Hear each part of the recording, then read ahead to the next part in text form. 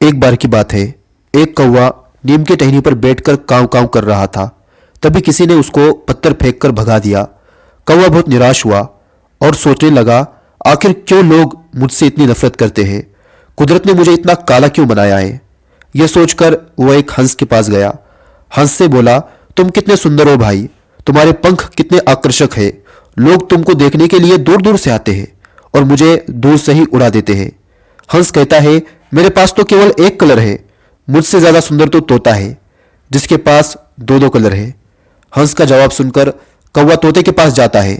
कौवा तोते से बोला, भाई तुम कितने सुंदर हो, तुम्हारे पास दो दो कलर है, मेरे पास तो एक ही है और वो भी भद्दा। तोता कहता है, नहीं भाई, मुझसे ज्यादा सुंदर तो मोर है, उसके पास तो कई रंग है, मुझसे ज्यादा रंगीन और आकर्षक तो मोर लगता है। अब कौवा मोर के पास गया और बोला, मोर भाई, तुमसे खूबसूरत और मुझसे बदसूरत इस धरती पर और कोई नहीं है। मोर उदास होकर कहता है, ऐसा मत कहो भाई, इस पूरी दुनिया में तुम ही एक भाग्यशाली हो। तुम्हें ना तो कोई पकड़ता है, ना ही कोई पिंजरे में रखता है, और मुझे देखो, मेरी इस सुंदरता ने मुझसे मेरा परिवार छीन लिया, सभी को पकड़कर पिंजरे में डाल दिया है। कुछ दिनों बाद मुझे भी पकड़कर पिंजरे में डाल दिया जाएगा। मोर की बातें सुनकर कौवा उसको दिलासा देकर वहां से चला गया। कौवा वापस नीम के टहनी पर आकर बैठ गया और सोचने लगा कि वो कितना मूर्ख था। इस दुनिया में उससे खुश पक्षी तो और कोई है ही नहीं। इसके बाद वो फिर से काव काव करने लग जाता है। इसलिए दूसरों से तुलना कर अपनी खुशी को मत गवाओ। आप जैसे भी हैं सबसे सुंदर है, इस बात को स्वीकार कर लो। एक बार की बात है, मयंक और आदित्य पड़ोसी थे। दोनों हम उम्र थे और साथ खेलते थे। पहली कक्षा से वो दोनों साथ पढ़ रहे थे। दोनों एक ही विद्यालय में पढ़ाई करते थे। मयंक अपने पिता की एकलौती संतान था। वहीं आदित्य की एक छोटी बहन थी जिसका नाम था निशा। आदित्य कक्षा 8 में पढ़ता और निशा कक्षा 5 में पढ़ती थी। आदित्य के पिता बहुत अधिक पैसे वाले नहीं थे। वो सरकारी विभाग में अकाउंटेंट थे और मम्मी टीचर थी। वहीं मयंक के पापा बिजनेसमैन है और घर पर एक से बढ़कर एक सुविधा मौजूद थी। 3 नौकर पूरे दिन घर पे काम करते और मयंक की mummy high business class society में बहुत से क्लब और किट्टी पार्टी की मेंबर थी। आदित्य जहां हंसमुख चंचल था, वहीं मयंक बहुत बातचीत करता था। यूं आदित्य पढ़ने में होशियार था, दोस्तों की मदद भी करता, पर मस्तीखोर भी कम नहीं था। घर पर छोटी बहन के साथ धमा चौकड़ी मचाने में कभी कोई कसर नहीं छोड़ता।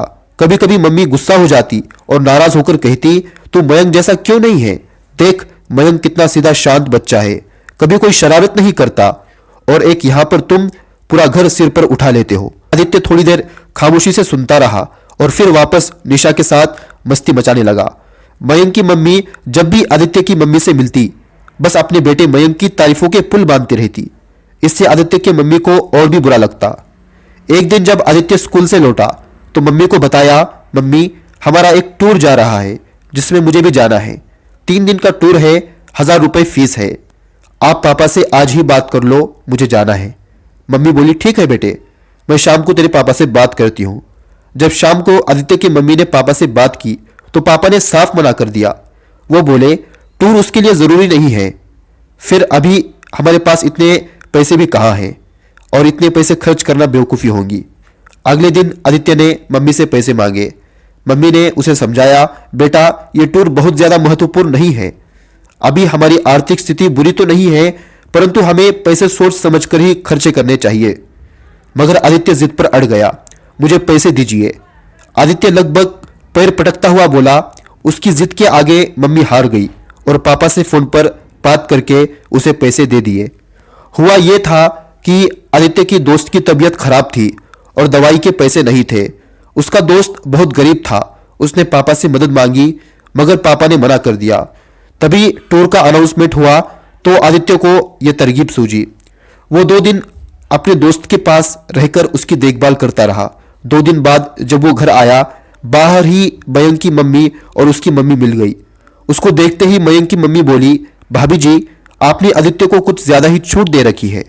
मयंक ने भी मुझे टूर पर जाने के लिए पूछा था मगर मैंने मना कर दिया। वो तुरंत मान भी गया। कितना समझदार है मेरा बेटा, और भगवान जाने ये टूर पर गया भी है या नहीं। आदित्य की मम्मी को विश्वास नहीं हुआ।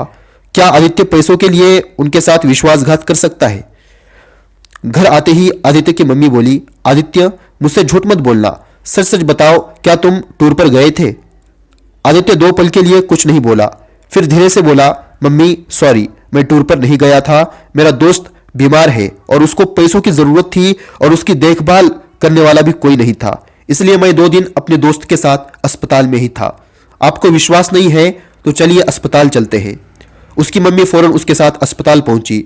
एक वार्ड में उसका दोस्त पलंग पर लेटा हुआ था और सिरहाने के पास उसकी मम्मी बैठी हुई थी। आदित्य और उसकी मम्मी को देखकर वो खड़ी हो गई। उसी ने आदित्य की मम्मी को बताया कि आज मेरा बेटा सिर्फ आदित्य की वजह से ठीक हुआ है।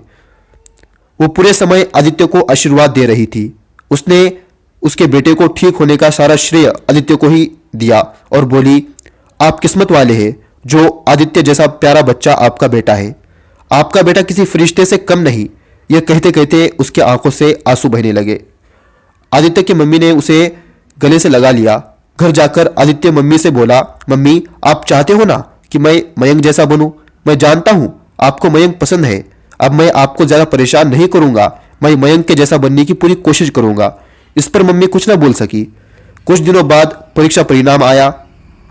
आदित्य ने 9वीं कक्षा प्रथम श्रेणी में उत्तीर्ण की और मयंक फेल हो गया था। स्कूल में टीचर आदित्य की मम्मी से मिली तो वो बोली, हमें आदित्य जैसे होनहार बच्चे पर गर्व है।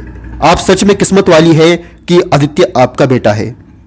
तभी वहां मयंक की मम्मी आ पहुंची। सभी के सामने टीचर ने मयंक की कारस्तानियां उसकी मम्मी को बताई। और तो और मयंक कक्षा में नकल भी कर रहा था और वो नकल करते पकड़ा गया। मयंक की मम्मी की नजरें झुक गई। वो कुछ नहीं बोली। अगले दिन मम्मी का जन्मदिन था। आदित्य ने सुबह उठते ही मम्मी के पैर छुए और उनको बर्थडे विश किया। तभी मम्मी बोली, आदित्य तुमने मुझे बर्थडे गिफ्ट नहीं दिया। इस पर आदित्य बोला, मम्मी आप ही बताओ आपको क्या बर्थडे गिफ्ट चाहिए। मम्मी बोली, मुझे माफ कर दे बेटा, मैंने तेरी तुलना मयंक से की। मुझे अपना बच्चा किसी के जैसा नहीं चाहिए। मुझे मेरा बच्चा ही चाहिए जो सबकी मदद करता है, समझदार है और शैतान भी। प्लीज मुझे माफ कर दे बेटा। मम्मी की आंखों से आंसू निकले थे। आदित्य मम्मी के गले लगकर रोने लगा। मम्मी अब समझ चुकी थी कि हर बच्चा अपने आप में विशेष होता है। किसी एक बच्चे की तुलना दूसरे बच्चे से नहीं की जा सकती।